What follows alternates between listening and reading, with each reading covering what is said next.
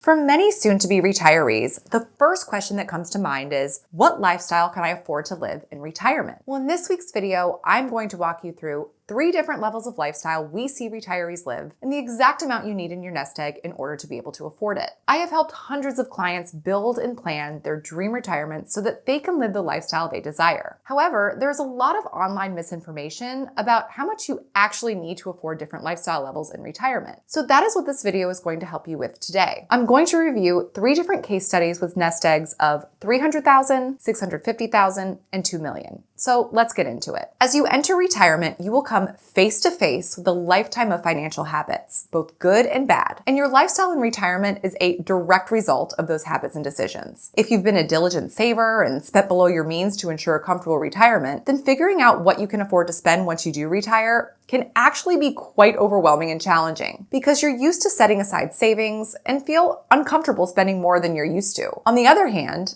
if you failed to save as much as you should have, you don't have much choice or freedom in what you can afford to spend once you stop working. You may struggle to budget your fixed income and end up going into debt. The objective of this video is to help you define how much you can afford to live on once you retire, depending on how much you've saved. But before we can get into that, we need to define the 3 main economic classes in retirement. Economic classes are based on wealth, or really net worth, which is your assets minus your liabilities. Knowing where you fall between these 3 classes gives you a framework to assess what's possible based on your financial picture. The first is middle-class retirees who are in the 50th percentile with a median, which is the middle value, right? Not the average, of approximately $281,000. This group usually has home equity and retirement savings. These folks will likely be forced to live on less in retirement, as most will not be able to support their current income with their nest egg. They may have been able to go on vacation, once a year or splurge from time to time, but many of these folks will end up moving to less expensive locations, even abroad, to mimic their working lifestyle as closely as possible. The second is upper middle class retirees with net worths between $201,800 and $608,900. They have diversified assets with home equity, savings, and retirement accounts. These folks can afford to go on vacation a couple times a year and splurge a little bit more often. They have some flexibility in their lifestyle, right? And they might be curious to exactly how much they can afford to spend once they retire. The third are rich retirees. These folks are in the 90th percentile with net worth starting at $1.9 million. This group has very diversified assets and financial freedom and room in their budget. They may consider legacy planning, gifting, and splurging on luxuries. But they too struggle with figuring out the right amount to spend each year once they stop working, especially if they have legacy goals. Now, you may be thinking, Julia, why would people with more money struggle to figure out how much they should be spending? Isn't life easier for them? Well, yes, of course, life is easier financially, but because they have wiggle room and they're so used to saving, the large majority of these folks don't know if they're spending too much or too little. There's a very fine line here. I'm going to go over 3 case studies today to help you understand your own affordability, because that's the key to retiring with not only financial success, but a successful and peaceful mindset. There are a few common misconceptions or myths around affordability in retirement. The biggest one being that your expenses will decrease in retirement. Now, clearly, if you find yourself in the lowest 2 economic classes discussed earlier, then you'll be forced to spend less. This is really geared more toward the other 2 economic classes, the upper middle class and the rich. And while certain expenses may decrease upon retirement, right? Maybe your mortgage is paid off, or maybe you just finished paying for your child's school or other expenses, other ones tend to rise into and throughout retirement. So yes, your overall retirement spending will decrease over a 20 or a 30-year time span. Think go-go years, then slow-go, then no-go. But if you fall into the top 2 economic classes, you'll probably choose to maintain a comfortable or even luxurious lifestyle for the first 10 to 20 years of retirement. And when you're no longer working 40 hours a week, you'll likely be traveling, gifting, shopping, and just generally consuming. It's hard to find a hobby that doesn't cost money. Also, healthcare expenses tend to rise with age and grow faster than the annual inflation rate. I can't tell you how many times our clients are shocked at how much they want to spend once they retire. It's crucial to nail down what your day will look like in retirement and how much it might cost. The second misconception is that once you choose a withdrawal rate, say the typical 4% rule, where you withdraw 4% of your initial retirement nest egg per year adjusted for inflation, without running out of money over a 30-year period, that this rate is set in stone. Now, this approach does not match natural human behavior. We don't spend in a linear fashion. In reality, nobody is spending the exact same amount of money every single year adjusted for inflation. Some months we spend far less and some far more. more. I made mention of the go-go, slow-go, and no-go phenomenon earlier, and after working with retirees for nearly 15 years, I can attest to that fact. We see our clients spend the most money for the first 10 to 15 years of retirement, then about 15 to 20% less in years 15 to 25, and then about 30 to 35% less in years 25 to the end of their life. We usually see one of these misconceptions in our initial meetings with clients. Either they haven't realized how much they really want to spend once they retire, or they're being too rigid and too conservative with how much they think they can spend. A happy retirement is much more than just your net worth. And just because you have a lot of money saved doesn't mean that you're going to retire successfully. It's equally as important to have a purpose, feeling fulfilled with how you fill your day, and knowing exactly how much you can afford to spend. So let's look at these 3 separate case studies, and we'll start with Joe. Joe is a Florida resident who falls into the middle-class retiree group, or the average, with a total net worth of $290,000. He has $40,000 in savings, roughly $130,000 in a brokerage account, and just over $120,000 in a traditional IRA. He's 69 years old, single, and just retired this year. We're going to use a life expectancy of 95 years old. He has one son, Michael. He wants to be able to maintain his pre-retirement lifestyle at $60,000 per year in today's dollars, and leaving a legacy to his son is not a priority, but Michael is the primary beneficiary on all accounts. Here we can see his net worth as I outlined earlier. He does not own a home, but rather rents a condo. The only income he has coming in is his Social Security check for $40,000 per year, or just over $3,300 per month. He wants to spend $60,000 net per year, so this means he has a monthly income gap of just over $1,600 per month, or $20,000 per year. The software will inflate the expenses at 3.5% per year. We also need to recognize an advanced age reduced spend, because there comes a point where you just can't spend what you were when you first retired, and these are those no-go years I referenced earlier. This is where you'll typically spend 70% of your go-go year spend. For Joe, that's $42,000 in today's dollars. He lives in Florida, so we're just looking at federal tax. And of course, he just retired, so he's only going to be saving this year, and that's it. And he doesn't have any life or long-term care insurance. Now we're going to run several Monte Carlo analysis to determine how much he's able to spend in retirement. A Monte Carlo analysis is the best way to test the success of a financial plan. Simply put, the computer takes 1,000 different stock market scenarios between now and Joe's life expectancy. A third of the scenarios use above average stock market performance, a third use average, and the final third uses below average market performance. The computer then takes your baseline of information and runs it against all 1,000 of these stock market outcomes, giving us a percentage of likelihood that you will make it to your life expectancy without running out of money. We're looking for a score of 85% or higher. Because I'm going to go over 3 different scenarios in this video, I unfortunately don't have time to dive into each of their investment, Social Security, or tax strategies as I do in other videos, but I do want to show you at the basic level how much each can safely spend. Okay, so first let's look at the base facts. And this is where we're not going to model a stock market crash next year. We can see here that even without a hit from sequence of returns risk, he still only has a 39% chance of making it to age 95 without running out of money. The light blue line represents above average market returns, the dark blue line represents the average, and the yellow line represents below average market returns.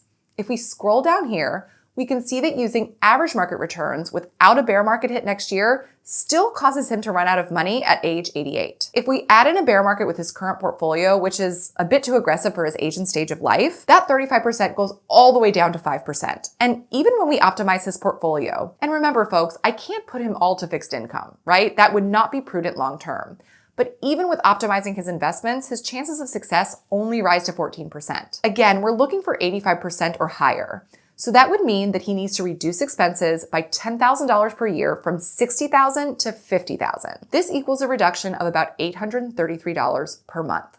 Now, if he wants to go with just an 80% chance of success, he could spend $51,000 per year. And if he wanted a 90% chance of success, he could spend $50,000. Therefore, a safe spending range for Joe would be between $49,000 and $50,000 per year. He will not be able to self-insure for long-term care and will need to visit an elder law attorney with his son to review his options. Now let's move on to Jim and Jennifer Smith, our upper-class California couple, both age 60, who want to retire next year. We're going to use a life expectancy of 95 years old. They have 2 children, Derek and Timothy, and one of their goals is to leave each of their sons at least $50,000 in investable assets, and that's over and above their home, which they own outright. Here's a basic overview of their investable assets. This does not include their home or other tangible assets, just those liquid ones, because in retirement, your liquid assets are what actually drives your cash flow. They have a high yield savings account worth $100,000, a jointly owned brokerage worth roughly $200,000, and the largest account is Jim's traditional or pre-tax 401k,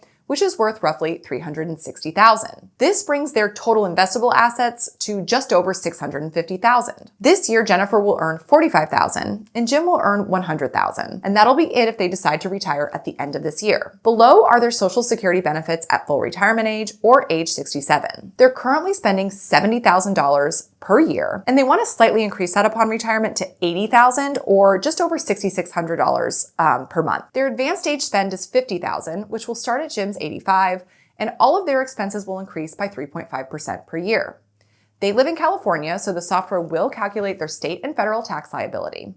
This will be Jim's last year of saving in his 401k with the employer match. He has a term life policy for $250,000, which will expire in 2030. And Jim and Jennifer also have a long-term care insurance policy that they took out in their 50s. That premium is included in that $75,000 current annual spend, and it will pay out a daily benefit of $300 per day for 3 years after a 90-day elimination or deductible period. They did not add inflation into this policy, so that $300 will stay fixed. Now let's get into the Monte Carlo analysis. Like before, I'll show you what their scenario looks like without a major bear market next year. Here we can see that their probability of success is 87%.